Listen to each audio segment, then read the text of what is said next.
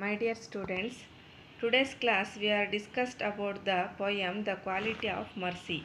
The Quality of Mercy is written by the William Shakespeare. You can heard the name of the William Shakespeare. William Shakespeare is a world famous dramatist. So in the Merchant of Venice must default on a large loan provided by the Jewish moneylender Sherlock. It is believed to have been written between the 1595 and 1599. The main characters are the Sherlock, Portia, Bassanio and the Antonio. So in this Quality of Mercy is an extract taken from the play Merchant of Venice. The play Portia is the main character. She argues why mercy is the greatest virtue of all. So, the quality of mercy is not strand, it droppeth as the gentle rain from heaven upon the place beneath. It is twice blessed. It blesseth him that gives and him that takes. It is mightiest in the mightiest it becomes. The throned monarch better than his crown. The quality of mercy is not strained. Strained means compelled, ಒತ್ತಾಯಪೂರ್ವಕವಾಗಿ. The quality of mercy is not strained. Mercy means karune.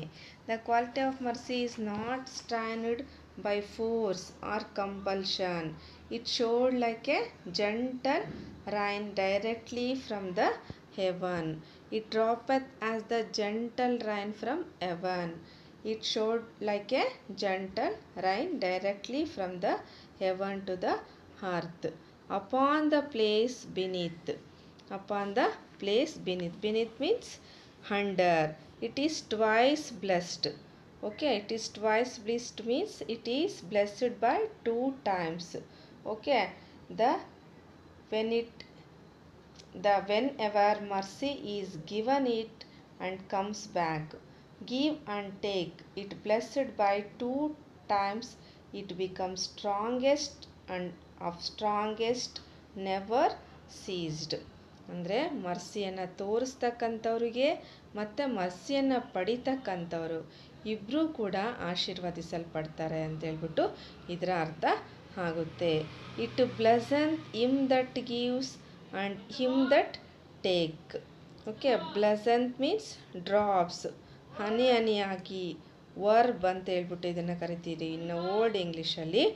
So it's mightiest in the mightiest it becomes. Mightiest means in the poetic word it is blessed. ತುಂಬ strong ಅಂತ ಹೇಳ್ಬಿಟ್ಟು, ತುಂಬ ಕಠಿಣವಾಗಿರ್ತಕ್ಕಂಥದ್ದು ಈ mercy ಅಂತಕ್ಕಂಥದ್ದು.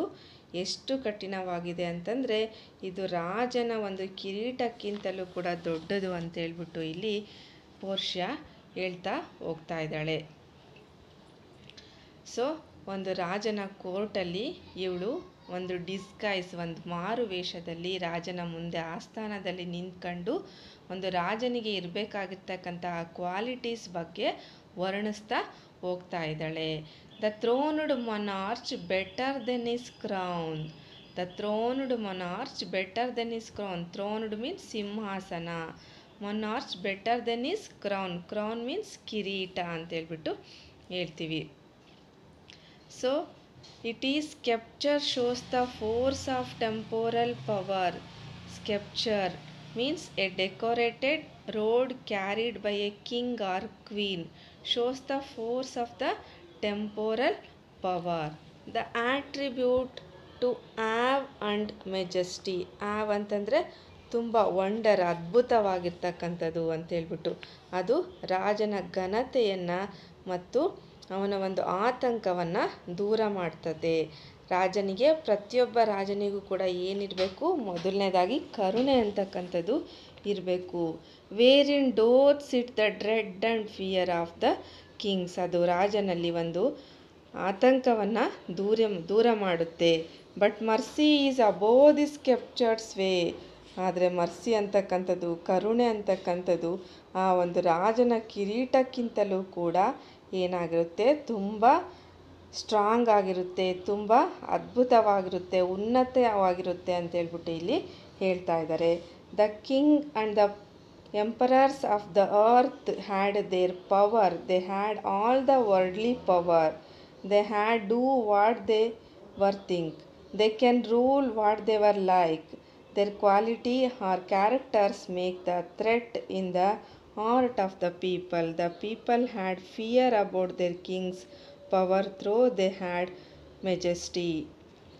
ರಾಜನಿಗೆ ಪ್ರತಿಯೊಬ್ಬರೂ ಕೂಡ ಏನು ಮಾಡ್ತಾರೆ, ಅವನಲ್ಲಿರ್ತಕ್ಕಂಥ ಒಂದು ಅಧಿಕಾರದಿಂದ ಅವನ ಬಗ್ಗೆ ಆತಂಕ ಪಡ್ತಾರೆ, ಅವನ ಬಗ್ಗೆ ಭಯ ಪಡ್ತಾರೆ. ಆದರೆ ಪ್ರತಿಯೊಬ್ಬ ರಾಜನೂ ಕೂಡ ಏನಾಗಿರಬೇಕು, ಕರುಣಾಮಯಿ ಆಗಿರಬೇಕು ಅಂತೇಳ್ಬಿಟ್ಟು ಇಲ್ಲಿ ಹೇಳ್ತಾ ಹೋಗ್ತಿದ್ದಾರೆ.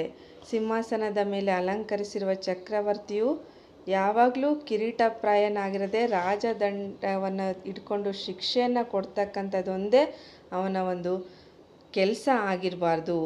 ಅದೊಂದೇ ಒಂದು ದರ್ಪ ಶಾಸನವನ್ನು ಮಾಡ್ಕೊಳ್ಳೋದಾಗಿರಬಾರ್ದು. ಅವನು ಏನಾಗಿರಬೇಕು, ಒಂದು ದಯೆ ಇರ್ತಕ್ಕಂಥ ಒಂದು ರಾಜ ಆಗಿರಬೇಕು, ಹೃದಯದಲ್ಲಿ ಸದಾ ನೆಲೆ ನಿಂತಿರಬೇಕು. ಆಗ ಮಾತ್ರ ರಾಜ ದೇವರಂತೆ ಕಾಣಿಸ್ಕೊಳ್ತಾನೆ, ದಯಾಪರನಾಗಿರ್ತಾನೆ ಅಂತೇಳ್ಬಿಟ್ಟು ಹೋಗ್ತಾ ಇದ್ದಾರೆ.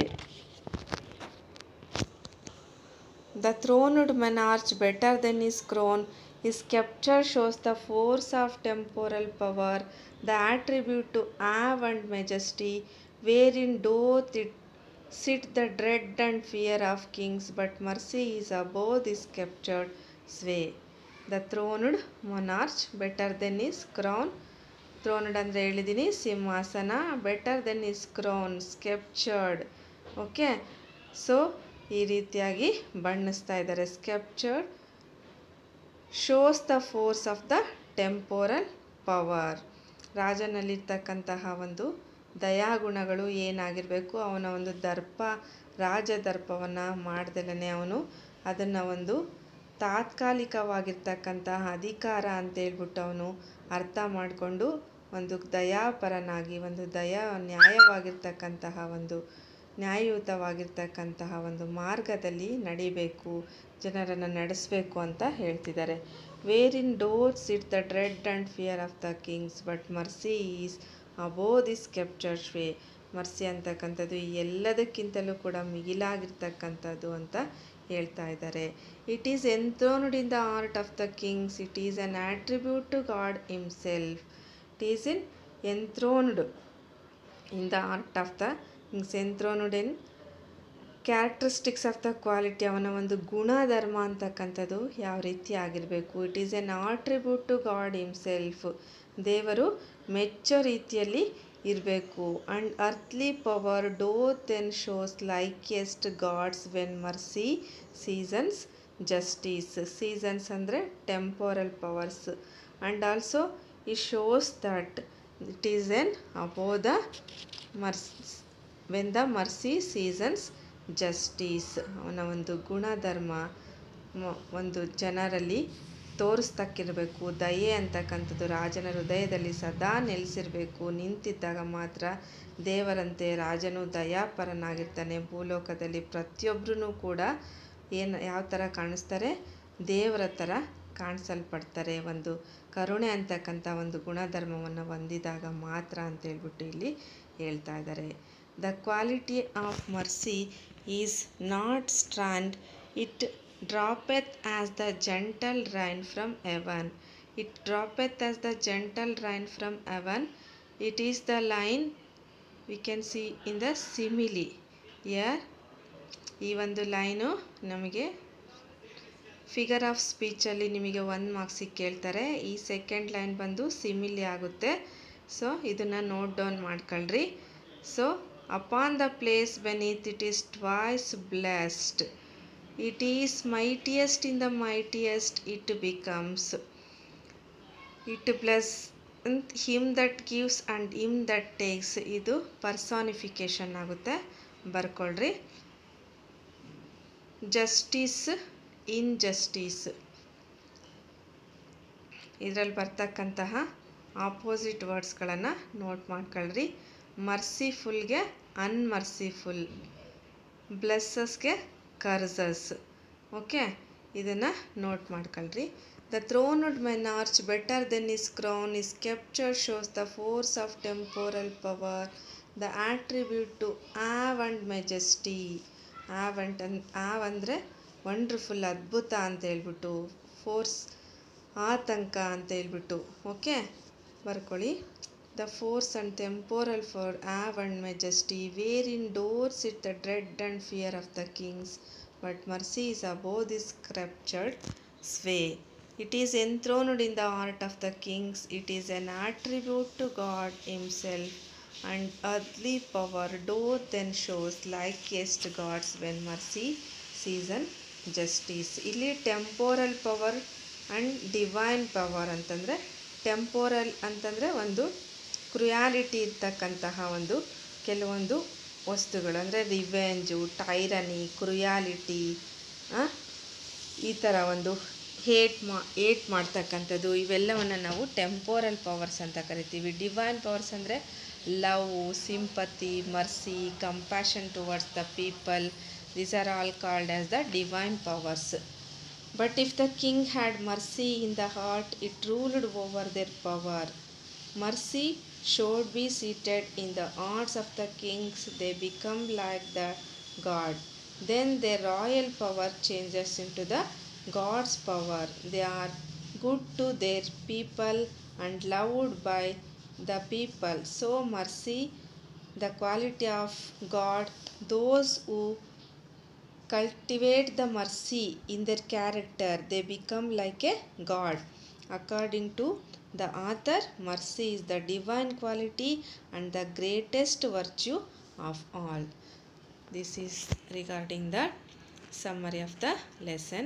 So for the examination purpose, it is a memorization poem, children. So you have read well and also you memorize the poem. So today's homework, you write down the poem 2 times and memorize the first stanza of the poem. Let us see with the next topic of the English lesson.